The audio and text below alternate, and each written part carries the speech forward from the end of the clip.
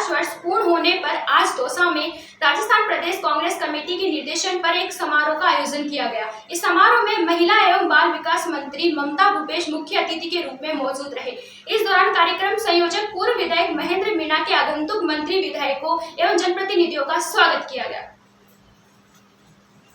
कार्यक्रम में पूर्व प्रधानमंत्री इंदिरा गांधी के द्वारा बांग्लादेश की आज़ादी के लिए उठाए गए कदमों पर चर्चा की गई और उनके कार्यकाल को याद किया गया। इस दौरान कांग्रेसी नेताओं ने कहा कि देश की आज़ादी में कांग्रेस का अभूतपूर्व योगदान रहा है। वहीं बांग्लादेश को भी आज़ाद कराने में पूर्व प्रधानमंत्री इंदिरा गांधी का अभूतपूर्व योगदान रहा है। उन्होंने कहा कि युवाओं को कांग्रेस के द्वारा किए गए त्याग और बलिदान के बारे में बताने के लिए यह कार्यक्रम आयोजित किया जा रहा है। इस दौरान कांग्रेसी नेताओं ने कहा कि बीजेपी ने झूठ इतनी फैला दी है कि देश की आज़ादी में खुद की पार्टी के नेताओं का योगदान बता रहे हैं, जिसके चलते इस तरह के कार्यक्रम आयोजित कर ये बताया जा रहा है कि कांग्रेस ने देश की आज़ादी के साथ साथ पाकिस्तान के टुकड़े करने में कितना महत्वपूर्ण योगदान दिया है।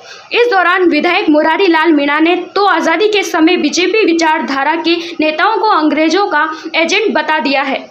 वहीं आपको बता दें कि इस कार्यक्रम के दौरान मंत्री ममता भूपेश के अलावा दौसा विधायक मुरारी लाल मीणा, बांदीकुई विधायक जीआर खटाणा, जिला प्रमुख हीरालाल सैनी, पूर्व विधायक महेंद्र मीणा सहित दौसा जिले के अनेक प्रधान व जनप्रतिनिधि मौजूद रहे।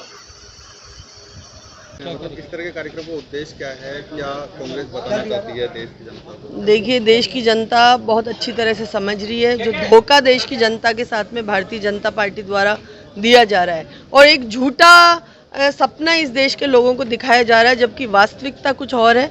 75 वर्ष पूर्व आज़ादी के समय इस देश के नेताओं ने, जो स्वतंत्रता सेनानी थे, चाहे महात्मा गांधी हो, चाहे जवाहरलाल नेहरू हो, चाहे सरदार पटेल हो, चाहे सुभाष चंद्र बोस हो, चाहे भगत सिंह जी हो, उन्होंने ऐसे देश की कल्पना नहीं की थी जो झूठ के ऊपर आज टिका हुआ है।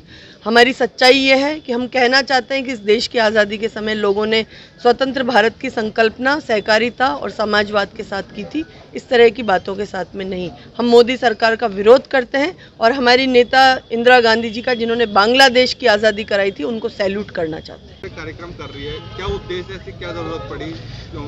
देखो, लंबे कार्यकाल के अंदर जो एक तो विशेषकर नई जनरेशन है, ज़्यादातर लोग कांग्रेस की विचारधारा से, कांग्रेस ने कितने संघर्ष किए थे देश को आज़ाद कराने के लिए, उससे बहुत से बीजेपी की झूठों के सामने लोग अनभिज्ञ हो गए। जबकि बीजेपी ने आज़ादी की लड़ाई में कोई हिस्सेदारी नहीं निभाई, वो केवल अंग्रेज़ों को एजेंट के रूप में वो काम करते थे और कांग्रेस ने पूरा संघर्ष किया, हजारों लोगों ने जाने दी जब देश आज़ाद हुआ। तो हम ये चाहते हैं कि हमारे आम जनता को इस बात का पता होना चाहिए। दूसरा, 1971 का ऐतिहासिक युद्ध कांग्रेस की सरकार ने इंदिरा जी के नेतृत्व में जीता था, जिसमें 90,000 सैनिकों ने एक साथ में समर्पण कर दिया। ऐसा समर्पण मैं समझता हूँ वर्ल्ड में कभी हुआ नहीं।